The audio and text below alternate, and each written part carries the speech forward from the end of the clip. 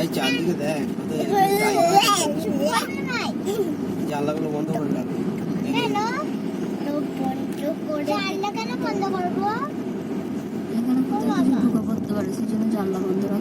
Tiger jump করে আসতে পারে।